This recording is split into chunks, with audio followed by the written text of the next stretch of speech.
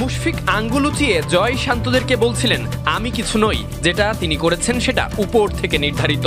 উপর থেকে নির্ধারিত না হলে এমনটা কি আদেও হয়? এখন ক্যারিয়ারের শেষ লগ্নে দুই অভিজ্ঞ ক্রিকেটারদের একজন মুশফিক, যিনি বাংলাদেশ ক্রিকেট ইতিহাসে সবথেকে লম্বা সময় জাতীয় দলকে সার্ভিস দেওয়ার সুযোগ পেয়েছে, আজ টেস্ট শেষে আরও একবার ম্যান অব দ্য ম্যাচ পুরস্কার উঁচিয়ে ধরেছে। মুশফিক এই টেস্টে সেঞ্চুরি করার মাধ্যমে তিনি পূর্ণ করেছেন ক্যারিয়ারের 11তম টেস্ট সেঞ্চুরি। প্রথম ইনিংসে 191 রান করেছেন দলের অভিজ্ঞ এই ক্রিকেটার, যে রান দ্বিতীয় ইনিংসে পাকিস্তান দলের সব ব্যাটার মিলেও করতে পারেনি। একই সাথে দেশের হয়ে 15,000 রান করা মাত্র দ্বিতীয় বাংলাদেশি ক্রিকেটার মুশফিক। 15,192 রান নিয়ে তার সামনে আছেন তামিম ইকবাল। এখন পর্যন্ত দেশের হয়ে 3 ফরম্যাট মিলিয়ে 391টি ম্যাচ খেলেছেন এই ওপেনার। আর মুশফিক 15,000 রান করতে খেলেছেন 462 ম্যাচ। আন্তর্জাতিক ক্রিকেটে তার 19টি সেঞ্চুরি এবং 83টি 50ও রয়েছে। মুশফিক এই টেস্টে পারফর্ম করার জন্য পরিশ্রম করেছেন অনেকটা।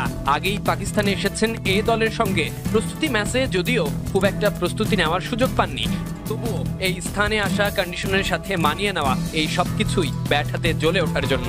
দিনের পর দিন এভাবেই দলকে এগিয়ে নিয়ে যাচ্ছেন। বাংলাদেশ ক্রিকেটে সবথেকে পুরনো যোদ্ধাদের একজন হয়ে লড়ছেন, যাকে পাশে পাওয়া মানেই জুনিয়রদের জন্য অনুপ্রেরণা।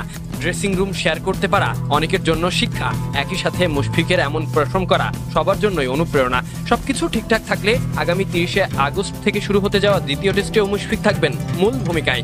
মিডল অর্ডারে ব্যাট হাতে মিস্টার ডিপেন্ডেবল নাম এজন্যই তাকে দেওয়া হয়।